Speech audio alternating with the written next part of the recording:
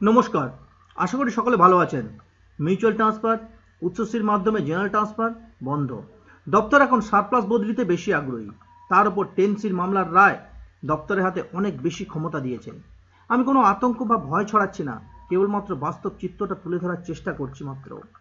ভবিষ্যতে আপনারা অবশ্যই এই খবর পাবেন, তার আগেই একটু চিত্রটা যদি আপনাদের সামনে তুলে ধরা হয় তাহলে অনেক ভালো হয়। দপ্তরের এখন একমাত্র লক্ষ্য ন্যাশনালাইজেশন অর্থাৎ সমবন্টন, ছাত্র শিক্ষক অনুপাত ঠিক করা। জাতীয় শিক্ষানীতি অনুসারে প্রাথমিকে 30-এর কম শিক্ষার্থী এবং জুনিয়র হাই সেকেন্ডারি স্কুলে 40-এর কম শিক্ষার্থীযুক্ত বিদ্যালয়ের সংখ্যা কিন্তু খুব একটা কম নয়। এই সমস্ত বিদ্যালয়ের ক্ষেত্রে কি হবে তা দপ্তরের বিবেচ্য বিষয়। আমি বলেছিলাম ব্লক ও জেলা ভিত্তিক তালিকা দেব। আগের ভিডিওতে আমি কোচবিহার ও আলিপুরদুয়ার জেলা দিয়েছিলাম। এখন আমি যেমন যেমন জানতে পারবো আপনাদের সামনে তুলে ধরার চেষ্টা করব।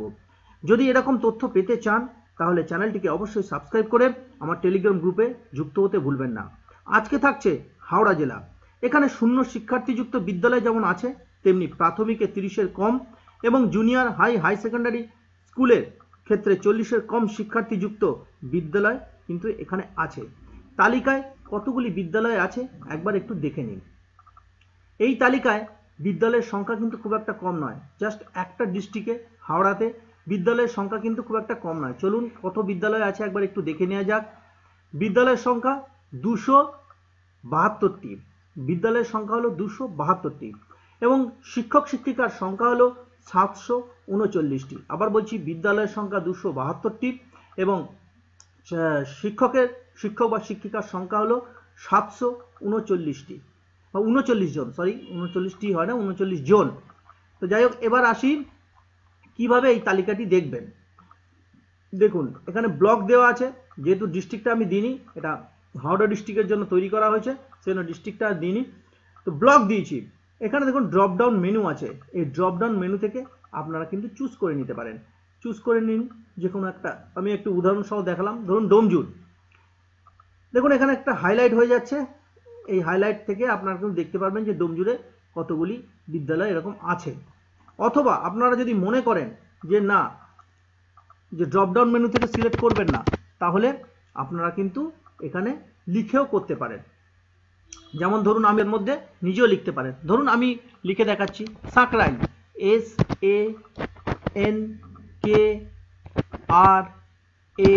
SANKRAIL, সাঁকরাইল। এটা আছে কিনা দেখুন। এই দেখুন আছে সাঁকরাইল। সাঁকরাইলে কটি বিদ্যালয় আছে একটু দেখে নিন। এরকম ভাবে কিন্তু আপনারা দেখতে পারেন।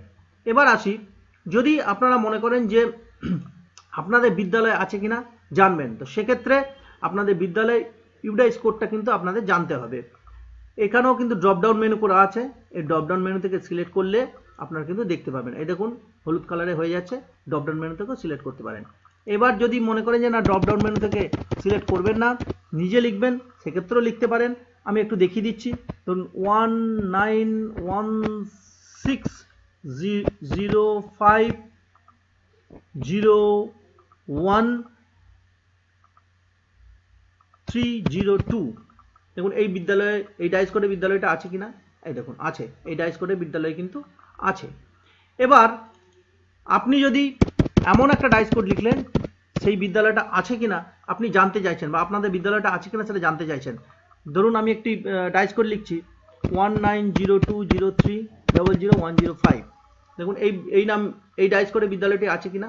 দেখুন একটি নোট আসছে, অর্থাৎ এরর আসছে। এর থেকে বোঝা যাবে যে আপনাদের এই ডাইস কোডের বিদ্যালয়টি কিন্তু নেই। তো আশা করি চারটি কিভাবে দেখবেন সেটা আমি বলতে পারলাম বা বোঝাতে পারলাম। এরকম যদি তথ্য পেতে চান তাহলে অবশ্যই চ্যানেলটিকে সাবস্ক্রাইব করে আমার টেলিগ্রাম গ্রুপে যুক্ত হতে ভুলবেন না। এবং এই এক্সেল শিটটা আমি আমার টেলিগ্রাম গ্রুপে দিয়ে দেবো। সকলে ভালো থাকবেন, সুস্থ থাকবেন, সঙ্গে থাকবেন।